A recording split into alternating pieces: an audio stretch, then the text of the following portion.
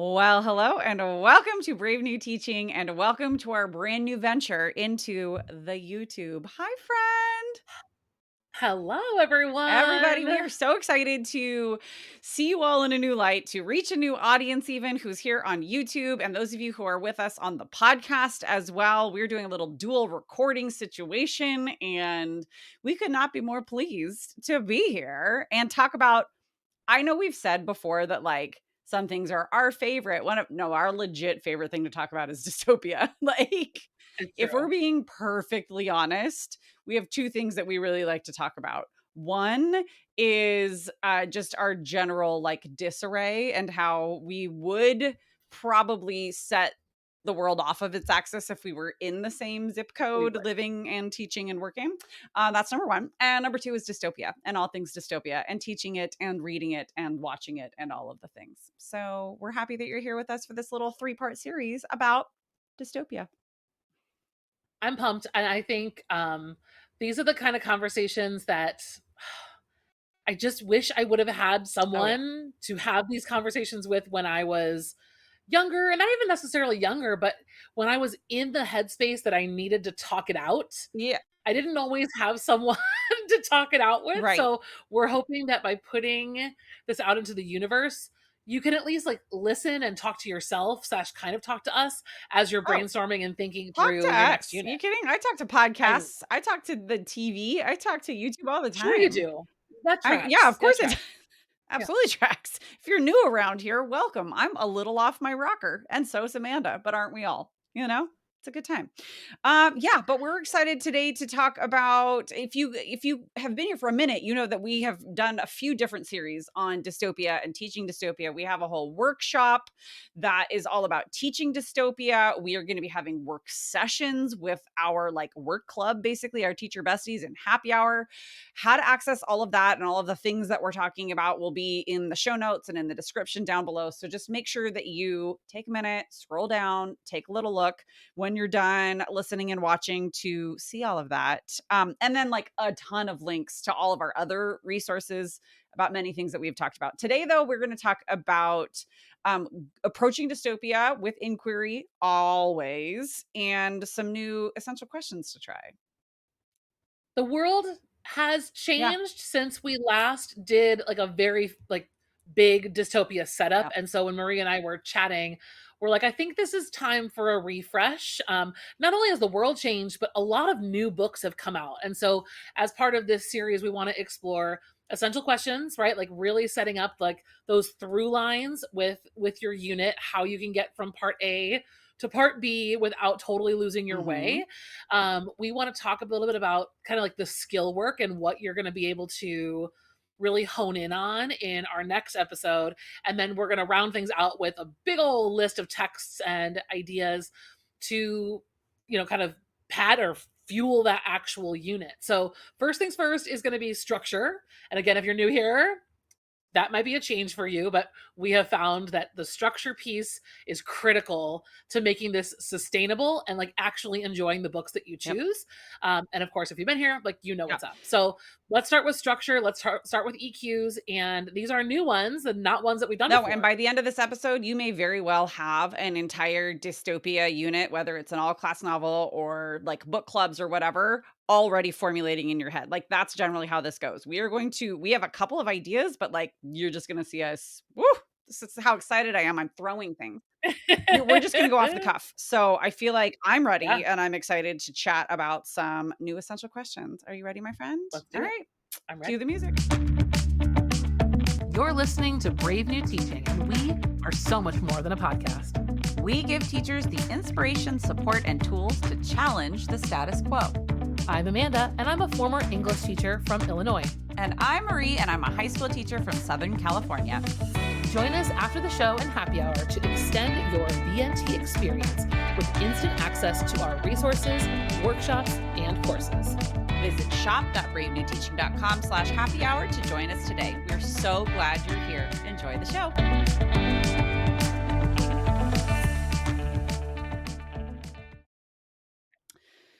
Okay, friends. So we have a couple of ideas that we are looking at when we're talking about essential questions. And again, like Amanda said in the intro, if you are new around here and you're like, essential questions, okay, yeah, sure.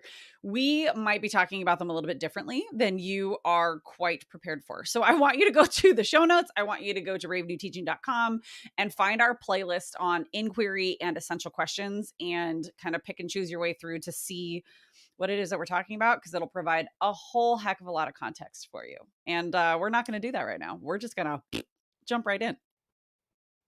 We're going to Yeah, jump right in, and I'll give you a miniature crash course because it's going to help us with our, I mean, I do not have any questions written down. I know you can't see everything on here. We just have some I just notes. have, But yeah. when I do draft essential questions, here's real life sound effects of me turning the page. We talk about um, brainstorming essential questions as a trifecta. There are three pieces that go into play. So, also, sidebar, if you are using AI to help you with this process, go Yeah. gangbusters. However, learn this piece first so that you know how to refine what you're asking and prompting it to Yeah. do. The first part of the trifecta is going to be your text. In this case, we don't have a single text picked out, but we do have a genre. So we've got pretty good idea of the things that go on in pretty much any of these, and we have two nuanced situations we'll go over. The next part of the trifecta is going to be themes, right? So in a dystopia, there are some common themes, but there might be a theme that you really wanted to narrow in on, right? We'll talk about that in a minute. And then the third piece of the trifecta is going to be, oh my gosh, did I just brain fart myself?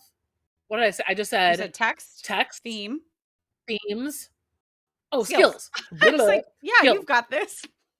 Skills, sorry. So again, like if you are going to do a dystopia unit in hopes of ending with an argumentative research project, that's different than going in from a critical lenses theory or going in Hmm. from, right, like a characterization and I'm just introducing some basic plot structure Yeah, if you're concepts. looking You need legitimately to for know. literary analysis, right? Like if that's where you're going with it, then those skills are going to be what feed into potentially the verbiage or at least the formation of your question. Yes. It does make a difference. It doesn't feel like it, but you are gonna once you start really drafting, you're like, "Ooh, that question is cool," but like, I would much rather like do research and answer it with a bunch of Yeah. text, not just dystopia. Or that question's awesome, and I'm definitely gonna get to teach juxtaposition and symbolism in order to answer that question. So that's really where those three things have to come into play when you're brainstorming. So let's go with like draft the first version. I guess I should tell you, we when we first did our kind of quintessential dystopia question, we asked students, to what extent is America a dystopia? Or to what extent are we living in a Hmm. dystopia? And that really set up a great like foundational discussion about the components and the complexities of the society, the way that kind of the power and control works and the people who have been forced to serve them work. That really is a nice way to do a classic dystopia unit, but Marie and I wanted to take it one step further. Well, we wanted to bring something that is a little bit more current and a little bit just elevated, right? So we've talked through, like Amanda said, to what extent is America dystopia? It's a to what extent, which many of our friends, our BNT community members out there love to hate, is to what extent, blah, blah, blah, because it's really hard for students. Which is like why we love it. But then we also like, oh my gosh, this is so hard. And then there's that. We've done it's a pretty approachable, even though it's to what extent, that's what I was trying to say. Sorry. I got a little crazy. It's a pretty approachable because it's finite, right? Like it's just America. It's just, is it a dystopia or not? And like where's the gray area? Where are we along that scale? What we're looking to do now is to maybe elevate or broaden or just even like I always say like pan left, like just change our perspective a little bit beyond that America centric view. And so yeah, we when we were just chatting a little bit before we started recording, we talked about a couple of different approaches to new essential questions. And one is looking at the broader view of the globe and being a citizen of the world and the planet Earth. Um which I think we're going to get to in a minute because I really want to get into the okay, we have ended the Hunger Games. We have, defeated President Snow. Now what? Part of it. We have okay, the Cloudy with a Chance of Meatballs has what is that thing called? What is the name of the Sluglufer or what? I can't remember the whole The land of chew and right, swallow? but no, the no, you Yikes. butt. No, the machine. What is the machine called? Do you remember? Oh, man, I Anyways, don't we've, know. Ooh, disabled it and everybody's okay. Now right. what? The rebuild question, that post-apocalyptic, like Amanda was saying a minute ago to me anyways, a lot of the new texts that we are seeing are the after. It's the Yeah, they're post-apocalyptic. they're not just yeah, exactly. They're not necessarily in the revolution. It's over. Now what? Somebody has won. Something has come to a close, and now what do we do? And so that's really where we want to focus because I think that that gives a little bit more of a mature, that elevated in that way line of thinking. Yeah. What we were talking too about, when if you look into the show notes, we'll link it for you. But when we discussed our fantasy series, we discussed how some of these genre units are not just one and Yeah. done. They're really awesome to vertically align and kind of scaffold from your middle grades all the way through 12th grade. And I think Dystopia is absolutely one of these. You can read The Giver in 7th grade, but you can read Fahrenheit in 10th and have two completely different experiences. But then I'd love to take you on in 12th grade, With something else. what Marie Exactly. said, when Yeah. it's all Yeah. over, right? And like, let's look at some of these novels that are about dystopia is the mother genre, right? Like dystopia is absolutely how the world crumbled and how things fell apart, and like, and it's a conscious history for the characters who are living through Mhm. this, right? Either close to the apocalypse or further. So we still need to know what dystopia is and how it functions, right? We need to know that that's part of what tore things apart for these characters, or the memories of their Yeah, parents, or yeah, whatever yeah. that might be, as we move in. So I'm thinking about books like Station 11, the last bookshop on Earth. I'm thinking about even kind of like maybe even internment borderline. I mean, Yeah, I think that I don't that know. one bridges the That's gap in the a bit. midst. I think that bridges the gap between the apocalypse, the like the actual revolution and the after, right? But Yes. it's still a little bit more of like a bigger question. I also think that there's something that you said about the vertical alignment of it and getting to 12th grade, 11th grade even, but especially 12th grade where they're on the cusp of adulthood in a lot of ways, at least legally Yes. They're speaking. coming of age. Yeah, in a way that, when we're teaching this isn't dystopian, but the outsiders to younger, like 7th graders, yeah, they're coming of age, but they're coming of age in a very different way when they're about to turn 18, 19 in the world. The stakes are real in a way that they haven't been before. And so that's where that rebuilding the responsibility is yours now. You are the ones you can vote, you can do all of these things and become a real functioning member of society that doesn't diminish their younger years, but also is just so new and real and heavy that I think grappling with a lot of these things can be very cathartic and is extremely important in a 12th grade English class. So I'm writing Okay. down in my themes circle or section, coming of age in a new world, right? Like what it's like for these Mhm. characters to, right? And it, yeah, they're emerging into a new world that's been unwritten. This idea of rebuilding, right? Are they part of what's rebuilding, or are they still just in Yeah. survival mode, right? Um, and this idea of change, of the opportunities to change what was broken. There are a lot of great examples of groups that attempt that, who are now wrestling with groups that are like completely Yeah. Okay. anarchist. I feel like we are getting somewhere really good. Let's look at our second question. Because if we're Yes. starting with which comes first, right? Chicken or the egg, survival or rebuilding. Now, what is a little bit more of a global perspective, kind of like an elevated, where are we going next with another question? And also, what is on my shirt? Okay, that doesn't matter. That doesn't matter. Well, because I think originally when I was, these were like shower thoughts before going to bed thoughts. Like Sure. originally, kind of like when I was thinking about this and doing like a more global perspective, I really kind of just envisioned this a similar conversation to what it said as America a dystopia, but Hmm. instead of looking at America, looking at more examples from the global context and even historical. I think that there are so many of the things what we do with this original question is we kind of break down these elements of dystopia, right? We look at dehumanization, we look at desensitization, Mhm. we look at conformity, we look at all these elements of dystopia and how they contribute to like the dystopia of the novel, and like specifically, like we kind of mirror how those things have happened in the US. I'm interested in like the structural pieces of how a dystopia functions or doesn't function, right? But looking outside the US. I mean, really, that's kind of where I started. Yeah. Well, and I feel like it's age appropriate if we're talking about 12th grade, right? Because in 12th grade, well, okay, I'll talk like 9 through 12. What you and I have both taught Yep. is what we know. Generally in ninth grade, we take like who am I? What is like what coming of age in the I am an adolescent now teenager Yep. place. Sophomore year, we start to go into like community. How do I fit into my community? And you've kind of got that like smaller societal lens. And then by 11th grade, we're looking at nation, at least in Yeah.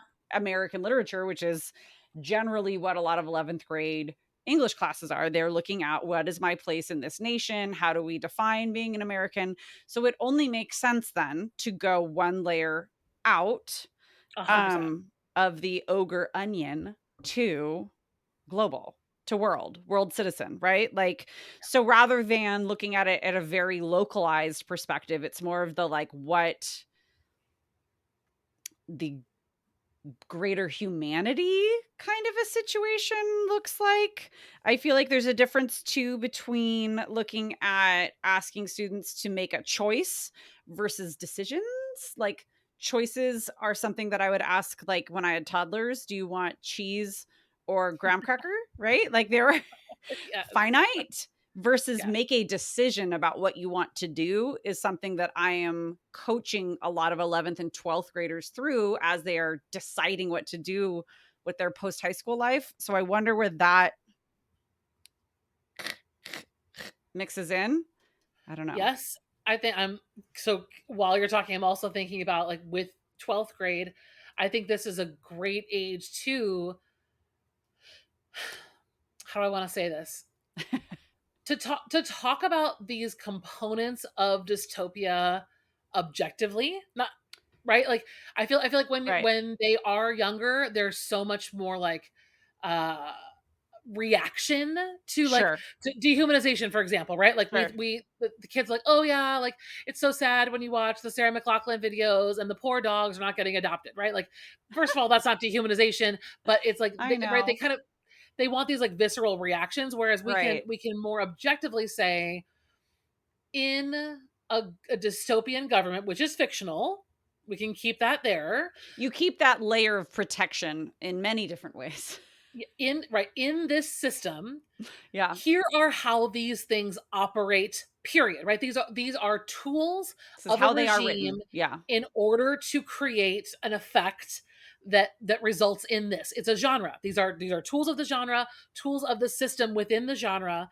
Now let's look at how these tools function historically, right? In Uh-huh. other realms, other places. They've got a little bit more world knowledge and life experience to go on at this point, but we can now say, it's not about, you know, the current leader in power and like good or bad and pointing fingers. It's about how do these systems of oppression function and why are they Mhm. consistently successful? Why are they consistently successful? But then also, if we're looking at patterns, why is there always a downfall? Yeah, yeah, Right? Because right. they can't possibly be They're not perfect. sustainable, right? They're not sustainable. They're not ideal if they fall. And so, like, let's look at, so, like, what I started to write down was how does society, how does humanity, I don't know, like, peace is the word that comes to mind, but I don't think that that's it. It's like looking for the idyllic. Since we're talking about dystopia, we're really asking what is a utopia without Yep. that seedy Yes. dystopic. Yep. Dystopic? Is that what it is? Is that the word? Yes. Dystopic?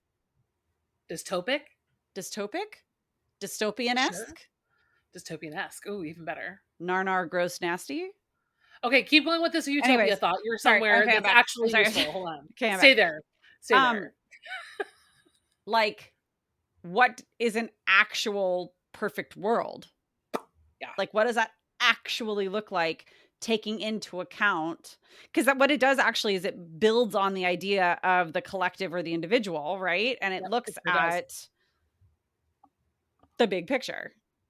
So then I would say this leads us toward another great example of a question stem, Yep. right? So another See? great question stem that we could use in this situation would be an if then, Okay. right? So if something something utopia, then right, like it's asking us to like we're going to kind of provide a statement that we all can get under, we can all get Right. behind, Right. but then the then proposes the twist. So We for can take in something terms of for question granted. stems, Yeah. Okay. right? So what might that might be like if a utopia is not Not sustainable, not achievable, not if we don't want utopia, what do yeah. we want? I mean, kinda, right? Like, That's so a little if too vague, but yes, that's generally where we're headed. because truly, if utopia is not, I feel like utopia is achievable, and that's what half of the problem is. But if utopia is not actually ideal or real or sustainable, Yes. then what is? Yeah, and I think we see that in so much of the text that have come before us, like we've Yeah. talked about, like with Cloudy and like even like Barbie movie. I'm thinking about that. Like there, Oh my when it gosh, comes to Barbie utopia, movie. right? I think if we turn the lens on utopia, we're actually we can look at the tyranny, the dictatorship, the Yeah. power, right, the system of power, and look at its failings, and Yes. that a utopia for one or some is never going to be utopia for others, and that's ultimately where things right fall. In order for a utopia to be sustainable, you have to dehumanize people, you have to do all of these things, Right. you So have then to what create is the ideal so society, then right? what Like, I is guess the then the ideal? question that will get them thinking critically beyond that and go, like, push Yep. there's always that, like, wall that we hit and hit and hit, and it's the right question that gets students to go, "Poop." Not go poop, but go through it. So Maybe. now what? I don't know. It's our so So, what. yeah. Why does it matter? Yes, if all of it's disconnected from them, then why does it matter? Well, let's see why it matters, because you're about to live in this world in a way that you have never lived before, because you are going to be 18 and a high school graduate. Okay. And it's it's reminding me of the like the idea of like people who complain about the world or complain about a situation but don't want to volunteer any Right. to make it better. Like we all have like complaints about the world the way it is. So here's your chance to like complain and actually then like suggest what is the ideal situation? What would actually be ideal but not completely send us toward an apocalypse, you know? Right. And look at all of the loophole or all of the pitfalls there. No, I think that's right. Okay. So if we look at our two questions, they are pretty different, but they Yeah. also kind of build very nicely. The first, which comes first, survival or rebuilding? Which I think then would lead nicely if you were going to do a whole year on dystopia. Wouldn't that be fun? Right. If utopia Or just a is, couple grade levels, right? or a couple grade levels, if utopia is not sustainable or ideal or something like that, then what does the ideal society look like? That's pretty good. Yeah. Yeah. Yep. Yeah. That gives kids a That is lot really good. to go on. Um, I'm excited to look at, like, I didn't even think of the Barbie movie. We're going to talk about that in the third part of this series for Yes. sure. But like different texts that are new to the world, but also just new to us and new to Brave New Teaching that we haven't talked about before. And next episode, we're going to talk about the skills. We're going to dig into the skills that we can practice. And I'm excited to use these questions to dig into those skills. It's going to be great. It really is. Ding. I'm pumped. I'm pumped about that. I am too. Okay, friends, again, Make sure that you head to the show notes. Make sure that you head to Yes. the description under this episode so that you can get all of the links. We have so many dystopia episodes with so much information. We have so much on essential questions and inquiry and all of that, all free and on the podcast. We also have Happy Hour, which is our fantastic, amazing community, like teacher work club, where this conversation will continue because we are sincerely not ready to be done yet, but the episode needs to end. But we'll like build Well, your I units with you.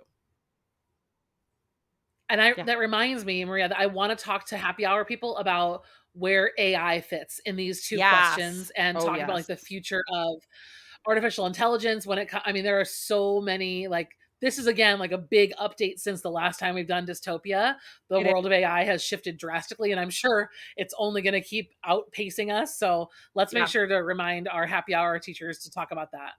And I'm excited to add that to our workshop, our dystopia workshop also. So make sure that you can find out how to access all of that Yes. in the show notes and in all of the links and all of the places. But for now, friends, if you are in school right now, we hope you have a wonderful week at school. And if you are not, we hope you have a wonderful week. And make sure that you come back next Period. time when we start talking about skills and for the rest of this little series. Thank you so much for joining us. Hopefully your brain is bubbling like ours right now and you're ready to just write down all the notes in your trusty notebook. And we will see you next time. Bye. Bye.